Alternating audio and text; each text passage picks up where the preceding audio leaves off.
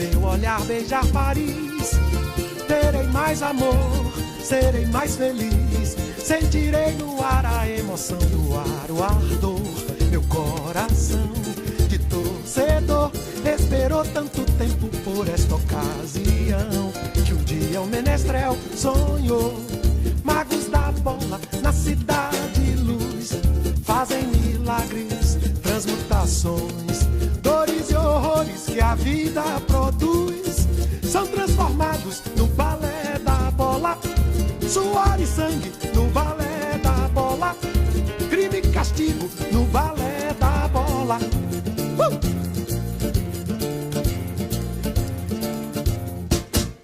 Salve, gente! Voltamos com a nossa série 8 de Copas para falar de novo o que aconteceu na França, só que agora em 98. O Brasil tinha um desafio diferente para aquele ano. Não era mais sair da fila do Campeonato Mundial, que havia ganho 4 anos antes dos Estados Unidos. Agora, o desafio era vencer de novo na Europa. Foi a França com um time forte, escalado pelo técnico Zagallo, que tinha o melhor ataque do mundo, Ronaldo e Romário. Só que quis o destino que os dois não jogassem juntos em 98. Um não foi à Copa e o outro, na hora H, não estava lá.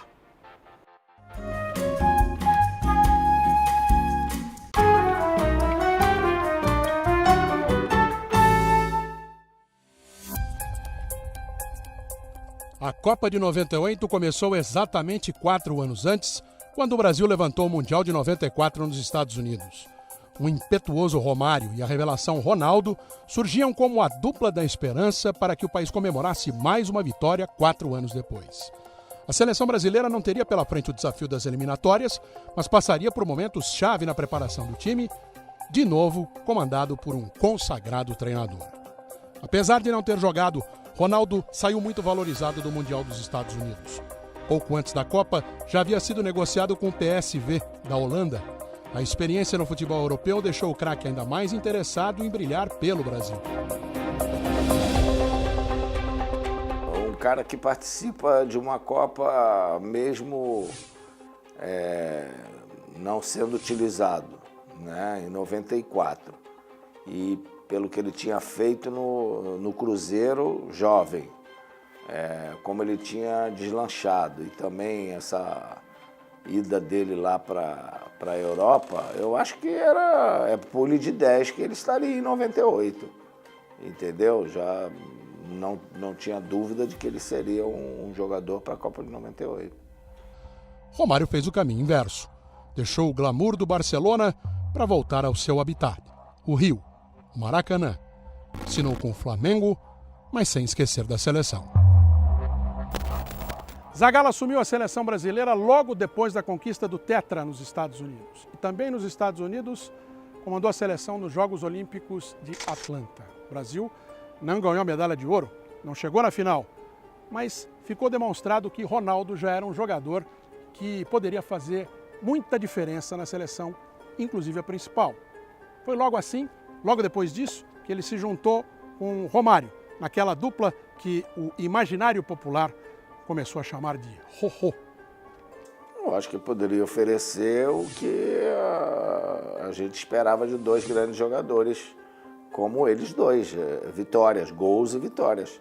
E possibilidade total dos dois estarem juntos e se darem bem, né? A dupla jogou junta pela primeira vez em 26 de fevereiro de 1997. Uma vitória por 4-2 sobre a Polônia, em Goiânia. A força da união dos atacantes se percebeu logo no jogo seguinte. 2 de abril, 4-0 sobre o Chile. 2 gols de cada um.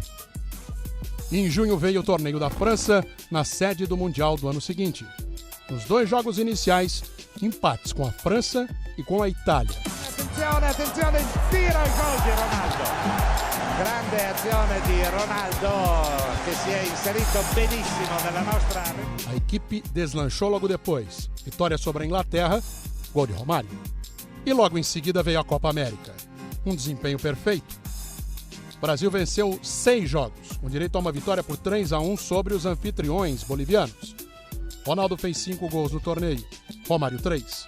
E a onda de bons resultados prosseguiu em dezembro, na Copa das Confederações na Arábia Saudita. Na primeira fase, o Brasil se classificou em primeiro, depois de vitória sobre os donos da casa e sobre o México, além de um inesperado empate sem gols com a Austrália. Na semifinal, vitória sobre a República Tcheca, que era a vice-campeã europeia. E na decisão, um show sobre a Austrália. 6-0. Romário e Ronaldo fizeram 3 gols cada um. O sonho do Penta crescia, mas a maré de sorte começou a virar com a chegada do Ano Novo. Depois da vitória na Copa das Confederações, a seleção brasileira caiu de produção. No começo de 98, teve resultados ruins contra Jamaica, Guatemala, Estados Unidos. A direção da CBF fez uma intervenção na comissão técnica do Brasil e trouxe Zico para o cargo de coordenador geral de seleções. A direção da CBF trouxe Zico como uma espécie de resposta às críticas que a entidade sofria, mas a intervenção não foi bem recebida pela comissão técnica. Que o Ricardo Teixeira tinha o pensamento de que eu ia ficar mais próximo do Zagallo, e do Zagallo só quem fica próximo era o Américo, Faria. Então não tinha como ficar próximo do Zagallo ele com o Américo, porque ele tinha acostumado a trabalhar com ele, a forma dele trabalhar, ele achava que o Américo, as opiniões do Américo dentro do futebol eram mais importantes do que a minha. Então, pelo que o Ricardo Teixeira queria, não aconteceu. Inclusive, num dos primeiros dias, eu estava lá, o Zagallo, veio todo preocupado. Poxa, melhor você não ir no campo não, senão amanhã vão dizer que você está sendo técnico e tal. Eu falei assim, não, eu não vim para aqui com isso não, Zagallo. Se você quiser que eu te ajude, eu ajudo. Se quiser, não se preocupa não, que eu fico lá fora e está tudo bem. Quer dizer, aí você já via que foi mais uma imposição do Ricardo Teixeira do que propriamente uma aceitação do Zagallo. O clima era tenso. Havia dúvidas com relação aos 22 que seriam convocados. Um dos símbolos da era Zagallo, Juninho Paulista, tinha sofrido uma grave lesão num jogo pelo Atlético de Madrid. Foi submetido a uma cirurgia e acabou não se recuperando a tempo para a Copa. Antes da lista final, 2 amistosos. Vitória por 2-1 sobre a Alemanha em Stuttgart e uma vexatória derrota para a Argentina no Maracanã. Jogo último no território nacional antes do Mundial. Foi a primeira vez na história que a seleção brasileira foi derrotada num jogo de despedida sob vaias e irônicos gritos de olé. Imagina todo mundo esperando uma grande atuação da seleção e aí a gente perde para a Argentina. Ali houve um erro de planejamento muito grande em termos de você sair direto da concentração para o jogo. De Teresópolis, pegar o ônibus, não, e tal, tem batedor e tal, aquela descida, aquilo ali, o nego chegou enjoado no estádio, levamos, quase 2 horas para chegar lá. Então, sabe, e parecia assim jogo de Copa do Mundo, para onde o ônibus passava, nego na rua, avenida, na estrada, Rio Teresópolis, lá, todo mundo vendo a seleção passar, então, os jogadores chegaram meio que mareados, digamos assim, no estádio. A lista dos 22 convocados foi anunciada em 5 de maio. Zagallo tratou logo de divulgar quem seriam os seus 11 titulares. Além da dupla Rorró, 2 meio-campistas que se destacaram no Barcelona, Giovani e Rivaldo. Raí, o camisa 10 de 1994, foi a maior vítima do fiasco do Maracanã. A seleção se apresentou no dia 12 em Teresópolis. Os dias seguintes foram conturbados. O zagueiro Márcio Santos e o volante Flávio Conceição se apresentaram machucados e foram logo substituídos por André Cruz, do Flamengo, e pelo lateral direito Zé Carlos, do São Paulo. O corte de Flávio Conceição causou espanto porque alguns dias depois ele já estava em campo e fez um gol no jogo do La Coruña pelo Campeonato Espanhol. A preparação seguiu e um dos craques se machucou ainda no Brasil. Era o início do fim da dupla Rorró, antes mesmo da Copa começar. Pouco antes da Copa, Romário sentiu uma lesão muscular e os médicos constataram que ele não teria tempo para recuperação antes da Copa. O jogador insistiu em continuar com a seleção. Foi quando o Zico teve que ter uma participação fundamental num momento muito importante. A gente questiona faz as perguntas a respeito de como está a situação para o médico. Aí você pergunta para o médico fala assim, quando é que ele vai voltar a treinar? O médico, não sei. Quando que ele pode jogar? Não sei. Essa era a resposta do médico. Pode jogar até a terceira partida? Não sei. Quando que ele vai treinar? Não sei. Então, cara, o treinador toma a decisão que... Eu fui treinador de seleção. Então eu não jogava banana para ninguém, para você ou para o outro. Não, foi ele que cortou. Nada, a decisão é minha, eu que corto e eu convoco. Eu posso ouvir você, ouvir ele. Agora, a decisão final é minha. Então, eu acho que pipocaram e jogaram a banana para cima de mim. Eu fico arrependido de não ter mandado cortar, quando me perguntaram, já aqui em Teresópolis, que queriam cortar e empurraram com a barriga. Romário já estava fora. O que já era ruim poderia ficar ainda pior até a abertura da Copa do Mundo. Ronaldo também sofreu uma lesão e passou a ter que suportar todo o peso de ser o atacante da seleção brasileira depois da saída de Romário do grupo. Foi com esse cenário que o Brasil estreou na Copa, em Paris, no Stade de France, contra a Escócia. Estádio de Saint-Denis, 10 de junho. O atual campeão Brasil tinha o privilégio de fazer o jogo de abertura. O adversário foi a Escócia e não foi fácil. O gol da vitória saiu só a 17 minutos do fim e um gol contra do zagueiro Boyd. A seleção sentindo naturalmente o clima de estreia e a mudança que teve que ser feita depois, né? Porque havia uma indefinição em relação ao posicionamento do Giovani pelo lado direito, porque nunca tinha jogado ali, tal. E aí a coisa não funcionou, entrou o Leonardo no intervalo, o time deu uma melhora e ele passou a ocupar aquela função ali. Então, eu acho que o time ainda estava indefinido, né? Em relação a aquela coisa de time titular e reserva, né? Na segunda partida, uma tranquila vitória sobre os marroquinos, 3-0, com o Ronaldo marcando pela primeira vez. Pintou, bateu direto! Gol! É do Brasil! É do Ronaldinho, é do Ronaldo! No último jogo da fase de grupos, com a vaga assegurada, Zagallo poupou parte do time e a seleção foi derrotada pela Noruega, 2-1.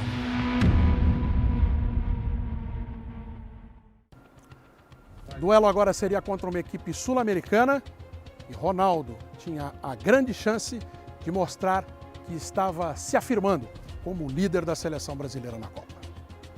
Em Paris, no dia 27 de junho, o Brasil passeou, ganhou sem dificuldades do Chile. O primeiro tempo já estava 3-0. César Sampaio marcou os 2 primeiros. Ronaldo fez de pênalti antes do intervalo. Ronaldinho toma distância para fazer a cobrança. Autorizado, bateu!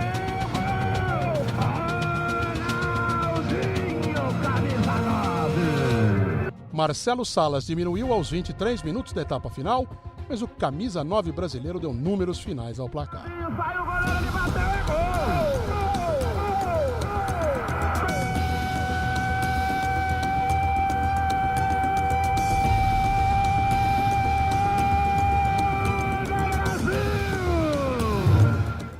Assim como em 94, o Brasil teve pela frente um adversário europeu para lutar por uma vaga na semifinal da Copa do Mundo.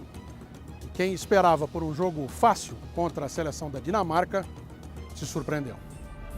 Numa cochilada da defesa brasileira, Jorgensen fez 1-0 para a Dinamarca, logo no comecinho.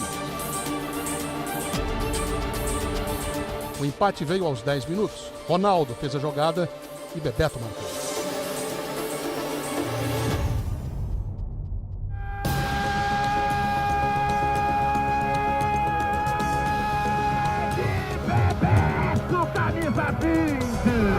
Aos 23, Ronaldo mais uma vez entrou em ação, deu de bandeja o gol de virada para Rivaldo.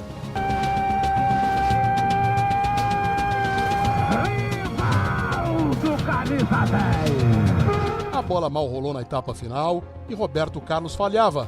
Laudrup empatava o jogo.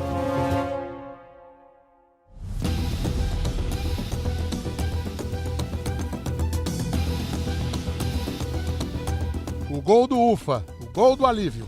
veio aos 14 minutos com o Rivaldo. Nas duas partidas, Ronaldo teve boa atuação, mas à custa de muito sofrimento fora do campo.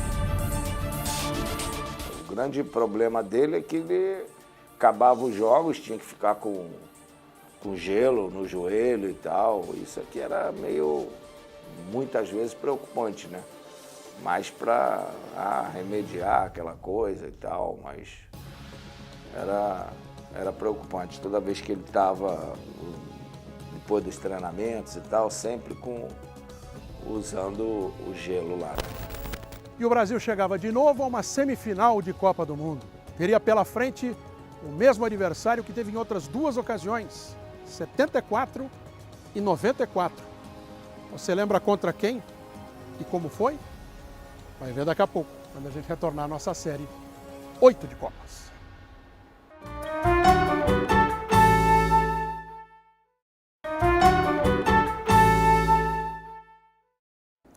Novamente, Brasil e Holanda estavam frente a frente em uma semifinal de Copa do Mundo. Um duelo que já havia acontecido na edição anterior, 94, que deixou os holandeses engasgados. Mesmo em má fase, Ronaldo se mostrou decisivo mais uma vez. Um jogo equilibrado, confronto de mais alto nível técnico do torneio até então. Depois de um empate sem gols no primeiro tempo, o Brasil entrou com tudo na volta do intervalo e logo abriu o placar. Ronaldo. Roberto Carlos entregando para Rivaldo na meia. Tentou no comando. Olha Ronaldinho. Dominou na marcação. Entrou. Brasil!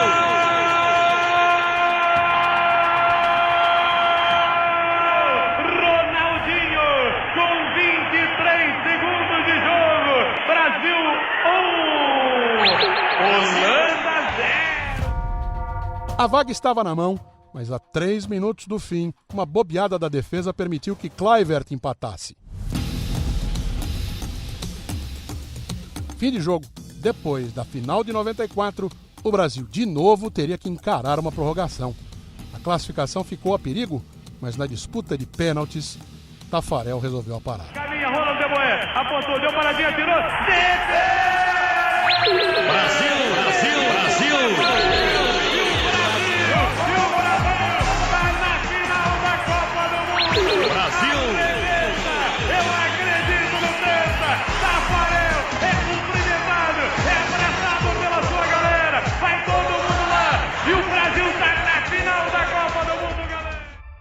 O Brasil estaria em campo em Saint-Denis para buscar a quinta estrela contra os anfitriões franceses, mas não antes de um capítulo que se tornou um dos mais dramáticos da história dos mundiais para o Brasil. Horas antes da partida final em Saint-Denis, ainda na concentração, Ronaldo sofreu uma convulsão. Foi levado para um hospital, deitado num banco de um carro. Ninguém ficou sabendo o que aconteceu até que a seleção brasileira divulgasse a sua escalação depois da pré-eleição, já no estádio de Saint-Denis. Edmundo estava escalado, só que Ronaldo chegou e disse para Zagallo que ele queria jogar. De repente, eram 4 horas da tarde, eu falei, porra, daqui a pouco a gente tá aqui de volta. Aí saí correndo pro quarto para mudar de roupa, né?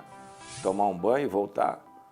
Aí o Wendel me grita, melhor você ir passar lá no quarto do Ronaldo, tá tendo algum problema lá. Tudo bem. Aí fui lá, quando eu cheguei lá, tá o Ronaldo sentado na cama, aí tá o Roberto Carlos apavorado, assim, com a cara tensa, tava acho que era o Joaquim da Mata, se não me engano, que era o médico. Aí eu olhei pro Ronaldo, tudo bem, Ronaldo? Aí ele olhou assim pra mim, aí deitou. O Zagallo conversou com o Lídio, não tem a menor condição de jogo.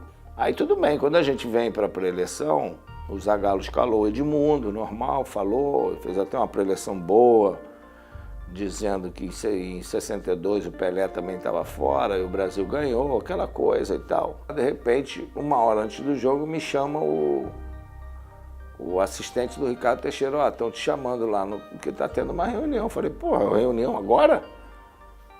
Faltando 45 minutos para o jogo. Quando eu cheguei na reunião, tá o Ronaldo parado, em pé. Tinha um pessoal, a comissão técnica toda, ele, porra, Lídio, eu joguei a Copa inteira, tô bem, o médico disse que eu não tenho nada, eu vou jogar. Aí o Lídio, Você tá bem? Ele tá bem. Aí o Zagallo virou, você tá bem? Pode jogar? Pode. Então vai lá, vai lá. O Ronaldo já tá de short, meia e camisa de aquecimento. Ali, só uma pessoa poderia vetar, que era o médico, cara. Não pode, acabou, é fim de paz. Ninguém mais pode tomar uma decisão. O jogador que decidiu. E o Zagallo acatou. Com o Ronaldo em campo, a seleção brasileira acabou virando uma presa fácil para os franceses. 2-0 no primeiro tempo.